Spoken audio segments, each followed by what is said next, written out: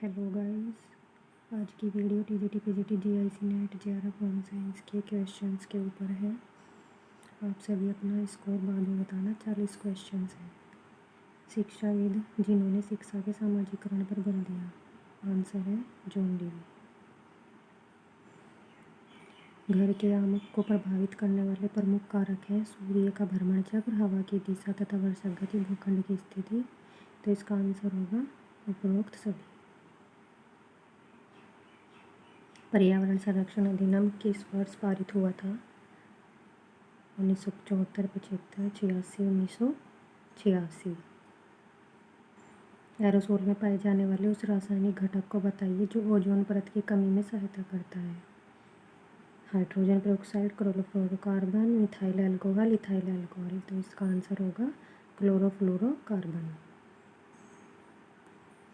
Non point source प्रदूषण का उदाहरण निम्न में से कौन सा नहीं है? ट्रांसपोर्टेशन स्पिल्स, लीकिंग टैंक, कई इस्पात कारखानों में ऐसे अफवाह। इसका आंसर है ग्रामीण घर। मिथाइल विषाक्तता के उपचार के लिए निम्नलिखित में से क्या प्रयुक्त किया जाता है? Ethyl alcohol, butyl alcohol, acetic acid, formic acid. तो इसका करेक्ट आंसर होगा इथाइल अल्कोहल। अम्लीय वर्षा का संभावित पीएच कितना होता है? 4.2, 7.2, 5.8, 7.6। तो इसका करेक्ट आंसर होगा 5.8।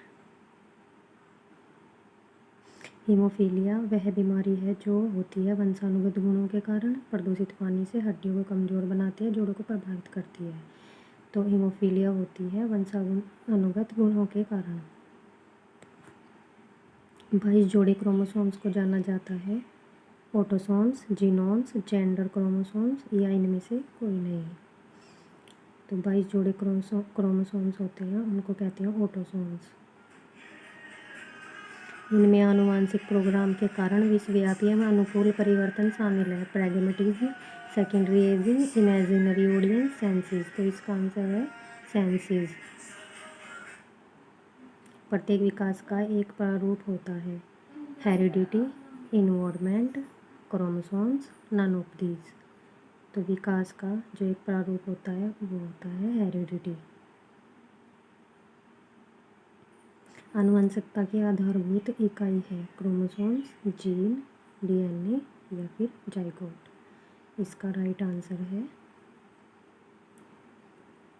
जीन।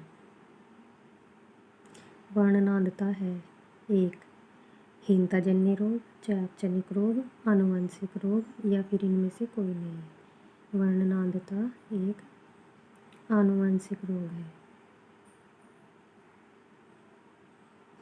वंशानुक्रम का अणु है RNA, DNA, ATP, none of these या इनमें से कोई नहीं। वंशानुक्रम का अणु होता है डीएनए।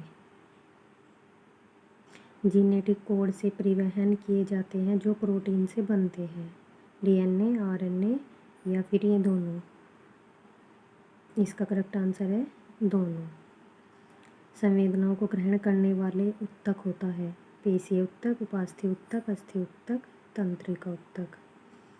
जो संवेदनाओं को ग्रहण करने वाला उत्तक होता है वह होता है हमारा तंत्रिका उत्तक, नर्वस टिश्यू। पेशीय उत्तक होते हैं ऐच्छिक, अनैच्छिक, हृदय या फिर यह सभी। पेशीय उत्तक ऐच्छिक, अनैच्छिक और हृदय सभी होते हैं। इसका आंसर है यह सभी। तंतुओं के बीच की कोशिकाओं को क्या कहते हैं? ओस्टियोसाइट्स, अस्थि, कोलेजन या फिर इनमें से कोई नहीं। तंतुओं के बीच की कोशिकाओं को ओस्टियोसाइट्स कहते हैं।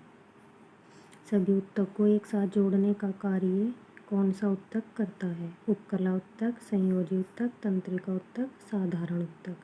तो सभी कोशिकाओं को एक साथ सभी उत्तकों को एक साथ जोड़ने का कार्य संयोजी उत्तक करता है। उपकला उत्तक कितने प्रकार का होता है? 2 प्रकार का, 3 प्रकार का, 4 प्रकार का या फिर इनमें से कोई नहीं। उपकला उत्तक जो होता है वो 2 प्रकार का होता है। उपकला उत्तक का कार्य होता है सुरक्षम संरक्षण प्रदान करना, उत्सर्जन करना, शोषित करना, आवश्यक रक्तस्राव निर्माण करना। तो उपकला उत्तक के जो ये सब सारे कार्य हैं ये सब उपकला उत्तक के ही होते हैं, तो इसका आंसर होगा यह सभी। कौन सा उत्तक मनुष्य की त्वचा के नीचे आमाशय तथा आंतों के भीतरी परदों में पाया जाता है? उपकला उत्तक, तंत्रिका उत्तक, पेशी उत्तक या फिर संयोजी उत्तक। तो इसका करेक्ट आंसर है उपकला उत्तक, एपिथेलियल टिश्यू। कौन से उत्तक में श्वसन, श्रावण तथा स्वांगीकरण होता है? मस्कुलर टिश्यू में, कनेक्टिव टिश्यू में, एपिथेलियल टिश्यू में या फिर नर्वस टिश्यू में? इसका करेक्ट आंसर है एपिथेलियल टिश्यू। कौन से उत्तकों के प्रकार हैं? उपकला उत्तक, संयोजी उत्तक, पेशी उत्तक, तंत्रिका उत्तक यह सभी या फिर इनमें से कोई नहीं? तो उत्तकों के ये सभी प्रकार हैं, एपिथेलियल, कनेक्टिव, मस्कुलर, नर्वस, ये सभी उत्तक के प्रकार हैं। उत्तक बना होता है कोशिकाओं से, पेशियों से, उपरोक्त दोनों से या इनमें से कोई नहीं? तो बहुत सिंपल क्वेश्चन है, उत्तक कोशिकाओं से बना होता है, इसका करेक्ट आंसर है कोशिकाओं से।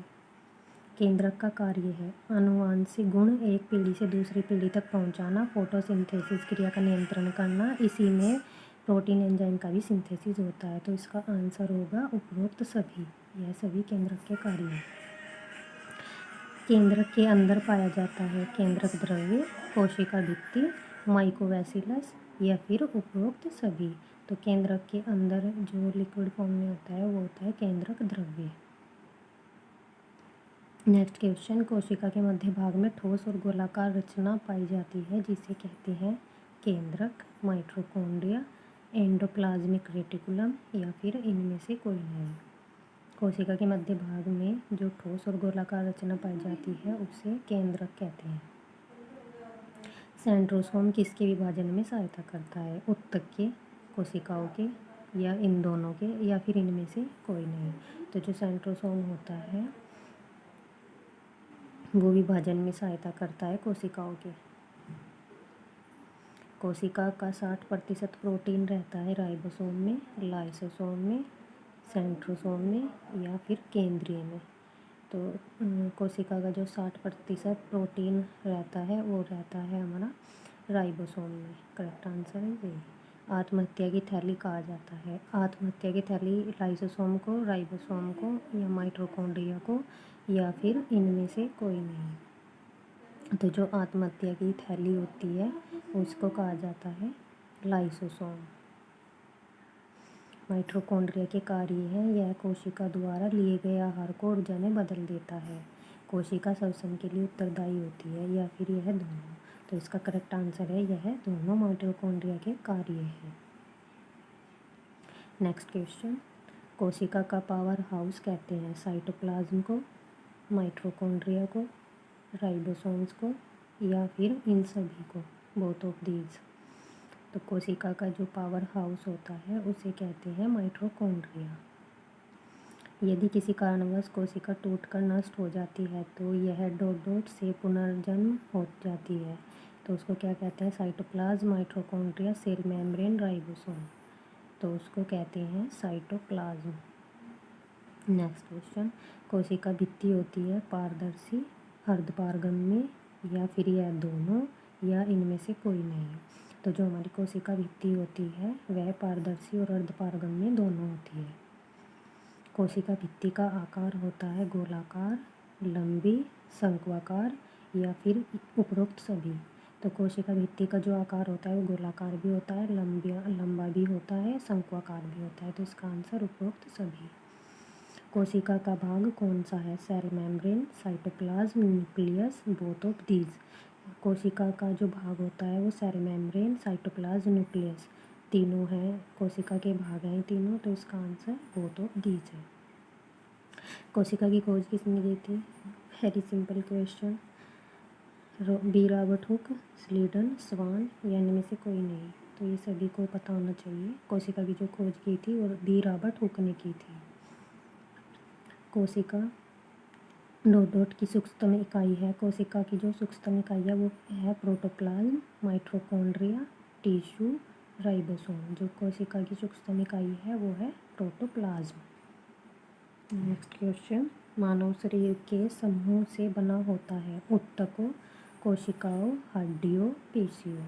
तो जो हमारा मतलब मानव शरीर है वो बना होता है कोशिकाओं के समूह से। Thank you.